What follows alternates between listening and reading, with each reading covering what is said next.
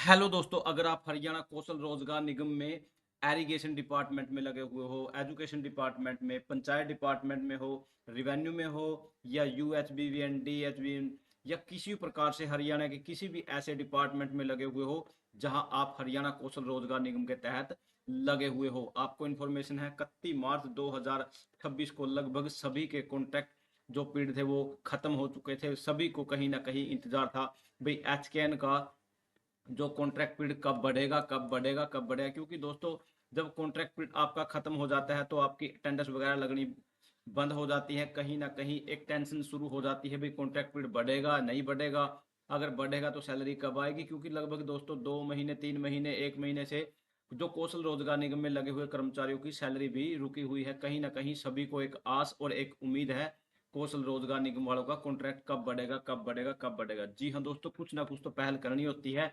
तभी जाकर हरियाणा कौशल रोजगार निगम का कॉन्ट्रैक्ट पीरियड बढ़ता है। क्योंकि दोस्तों पिछली बार ऐसा देखने में, सुनने में आया था कि कौशल रोजगार निगम में जो कर्मचारी लगे हुए थे उनका कॉन्ट्रैक्ट पीरियड जैसे ही खत्म हुआ था उन सभी को धीरे धीरे हटाना शुरू कर दिया। लेकिन सभी संगठन, यूनियन सामने आए जिसकी वजह से सरकार पर प्रेशर हुआ और उन सभी का कॉन्ट्रैक्ट पीरियड बढ़ा दिया गया था। वो आप ग्रुप सी वाले हो, ग्रुप डी वाले हो, पीएन हो, चपरासी हो, क्लैरिकल डिपार्टमेंट में हो, या किसी प्रकार से किसी भी डिपार्टमेंट में लगे हुए हो, तो वो कहीं ना कहीं हरियाणा के मुख्यमंत्री ने बोला है भाई हरियाणा कौशल रोजगार निगम में जो कर्मचारी लग गए थे उनको नहीं हटाया जाएगा। उन सभी की जॉब फिलहाल सभी सिक्योर है और किसी प्रकार से किसी को परेशान नहीं किया जाएगा। लेकिन अब मैं आपको एक नया लेटर दिखाने वाला हूं जो कि कहीं ना कहीं एक राहत वाला हो सकता है। लेकिन मैं गुड न्यूज तो डायरेक्टली उसको नहीं बोल सकता, लेकिन एक अच्छी ही खबर, जीरो से तो एक ही बेस्ट होता है, वो दिखाने वाला हूं। अगर आप चैनल पे नए हैं तो फटाफट से चैनल को सब्सक्राइब कर लीजिए। व्हाट्सएप ग्रुप और टेलीग्राम ग्रुप का लिंक डिस्क्रिप्शन में, आप उसे भी फटाफट से ज्वाइन कर लीजिए। यहाँ पर ये देखिए दोस्तों, 5/5/2026 का ये लेटर है।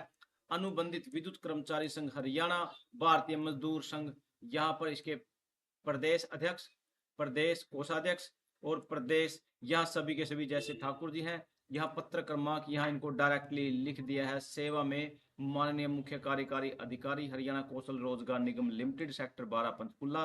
और जो इनका विषय क्या है सब्जेक्ट में, हरियाणा कौशल रोजगार निगम द्वारा लगाए गए कर्मचारियों का अनुबंध बढ़ाने बारे।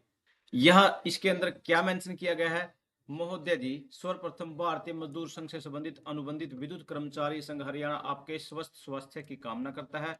संगठन आपके संज्ञान में लाना चाहता है कि विद्युत विभाग, डीएचबीवीएन, यूएचबीवीएन, एचबीपीएनएल, एचपीजीसीएल, हरियाणा कौशल रोजगार निगम के माध्यम से कार्य अनुबंध जो कर्मचारी है उनका 31/3/2026 को जो टाइम पीरियड पूरा हो चुका है या तक था।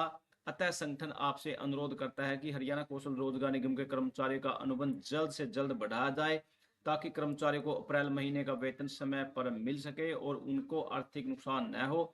संगठन इस कार्य के लिए आपका आभारी रहेगा। यहाँ पर डायरेक्टली दे दिया गया है और यहाँ पर भवदीय में उसके सिग्नेचर भी सामने हैं, आप देख सकते हो।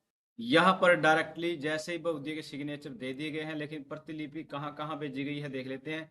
Chief secretary government of Haryana Chandigarh, additional chief secretary Chandigarh, managing director HBPNL Panchkula, managing director DHBN Hisar, managing director USBN Panchkula, managing director HPGCL Panchkula, generally secretary president Bharatiya Mazdoor संघ हरियाणा। यहाँ डायरेक्टली प्रतिलिपि कर दी गई है और यहाँ सभी को एक उम्मीद है भाई अब इनका टाइम पीरियड बढ़ सकता है, एक इन सभी के लिए अच्छी खबर आ सकती है।